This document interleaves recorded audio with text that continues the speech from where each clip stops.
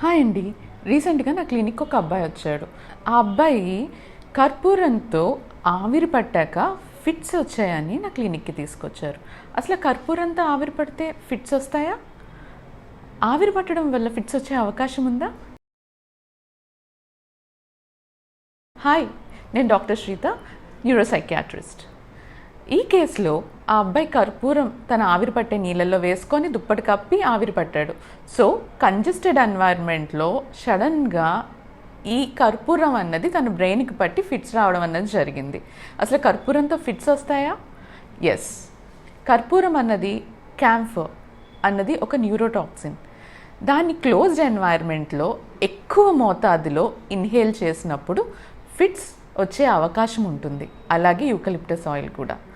So దీని మీద Matthew అన్న అతను 2006లో స్టడీ చేశారు ఎసెన్షియల్ ఆయిల్స్ ఇన్హేలేషన్ మీద. సో కొన్ని రకాల ఆయిల్స్ ఆర్ కొన్ని రకాల ఇన్హేలెంట్స్ మనం ఇన్హేల్ చేసినప్పుడు అవి న్యూరోటాక్సిక్ అయి మనలో ఫిట్స్ వచ్చే అవకాశం ఉంటుంది. అందులో కర్పూరం, యూకలిప్టస్ ఆయిల్ కూడా కొన్ని రకాలన్నమాట. ఇది చాలామందికి తెలియదు.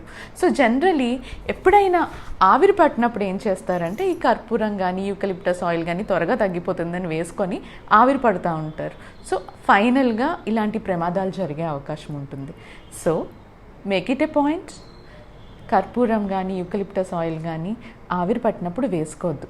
జనరలీ ఆవిరి పట్టేటప్పుడు ఉత్తి నీళ్ళు మరిగిచ్చిన ప్లెయిన్ వాటర్ ఆవిరి పట్టడం సజెస్టబుల్. Okay, thank you.